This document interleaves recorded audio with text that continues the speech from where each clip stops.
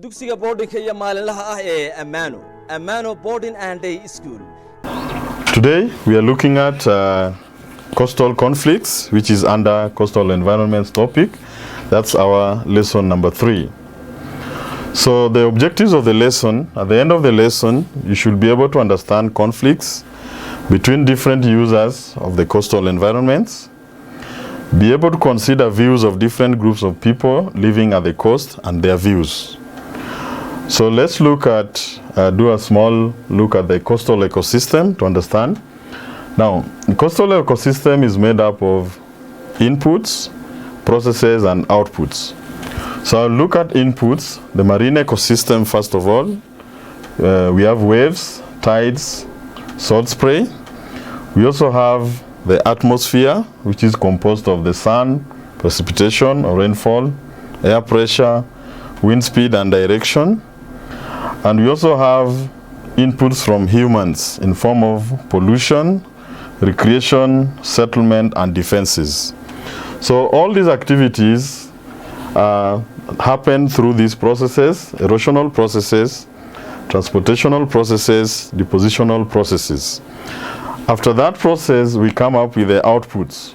So the outputs, we get beaches, sand dunes, spits, bars and tombolos, headlands and bays, cliffs, wave-cut notches, wave-cut platforms, caves, arches, stacks, and stumps.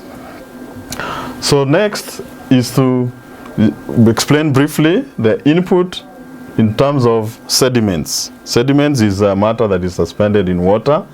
So this comes from rivers and the weathering and erosion of cliffs. The store of the sediment, so the store of sediments are beaches and sand dunes. The transfer of sediment is mainly the movement of sand and shingle along the coast by the longshore drift. So loss of sediment from the coast to the open sea becomes an input in that ecosystem, in the system. Then where there is a balance, where the balance between the input and output is in equilibrium, then that system is okay. But there can be a situation where the positive sediment budget, that means the sediment that is getting into the system, is greater than the outputs that is coming out of the system. So in that case, there will be a negative. We'll end up with a negative sediment budget.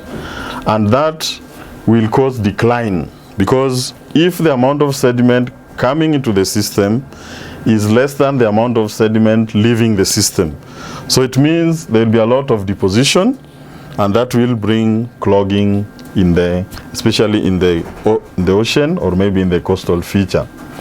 So that's what happens in the coastal system. There needs to be balance in the coastal system. So to create that balance, there needs to be development and conservation. So coastal development happens when human activities such as beachfront, construction of homes, hotels and roads, maybe for tourism, beach filling, seawall construction, and nearshore dredging and oil platform construction. On the other hand, we have coast conservation, which is basically protection and preservation of coastal ecosystems through a planned management in order to prevent the exploitation of these resources. So there is always a conflict between the need to develop a coastline and the need to conserve a coastline. There are several reasons why coastal development takes place, as we have seen: need for hotels, roads, some reclaim for agriculture, and there is also need for conservation so that the resources can be passed off to the future generation. And this is the way to address the imbalance that is caused by greater input than output. So next we move to the threats. Because of the threats that we had discussed in our previous lessons, then there is normally conflict between the human needs and also the well-being of the ecosystem. So they raise the basic question: Should the ecosystem be protected and conserved? Or should people be encouraged to make the fullest use of resources and opportunities that exploit them? So in short, there is always a conflict between the need to conserve the coastal environment and also the need for coastal development. So that is a question that happens and it causes conflicts. The next type of conflict is between the coastal users. So there are conflicts between various users. Sometimes they are called stakeholders. A stakeholder is any person who has an interest in any particular thing. So there is always a conflict because of competing needs between the coastal users. Coastal users include the local residents who stay around there. They need housing. They also need a clean environment. Employers,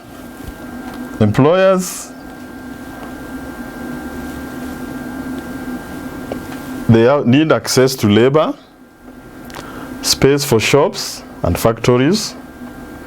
Farmers, they need well-drained land, shelter from strong onshore winds. Other users include fishermen. Of course, they need harbors where they can dock. Also, they need clean and polluted waters. Port authorities, they need harbor and space for their port activities. Transport companies need good roads and terminals, such as good ports and airports. Tourists, they need clean beaches, good hotels, recreational amenities, and heritage sites. Developers, they need greenfield sites. So these are mainly the users of the coastal environment. So let's take one of the users, which is tourists, in form of tourism and other users. So the growth of tourism is clearly damaging and destroying the natural environment. So equally, there are developments taking place that are damaging tourism. So tourism is damaging the natural environment, while also there are other developments that damage tourism.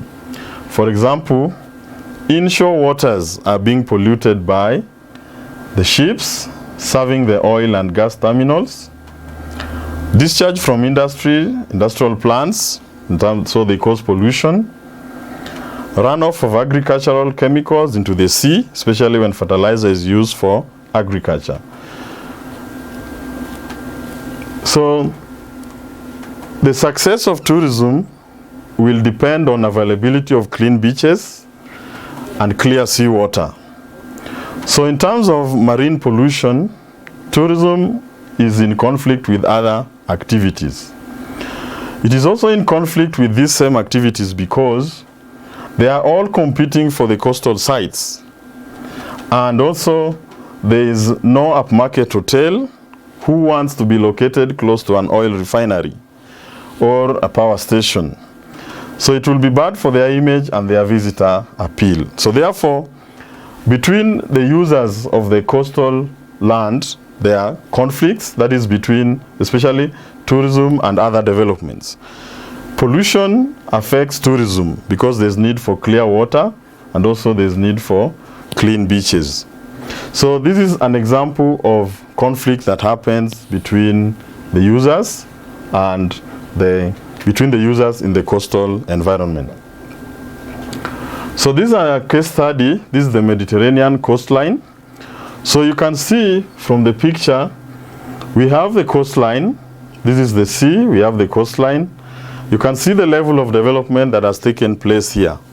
There's also the road, that is the need for road to access this. And you can see the tourist activities taking place here.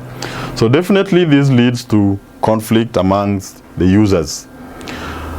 The mainland coast of the Mediterranean is about 19,000 kilometers long, and it is home to about 160 million people living in 22 countries. They share the coastline. So it is reported to hold 584 coastal cities, as well as, We need to move back. So it has so many coastal cities, 750 yachting harbors, 286 commercial ports, 68 oil and gas terminals, and also power stations. So tourism is the major economic activity along the Mediterranean region.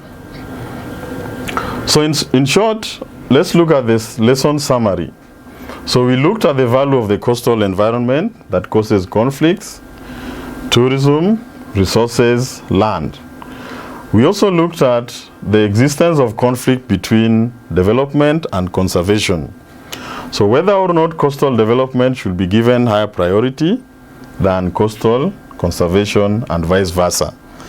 We also looked at conflict between the coastal users, in other words, the stakeholders' conflicts. So for your homework today, I want you to try and identify the main users of Berbera coastline.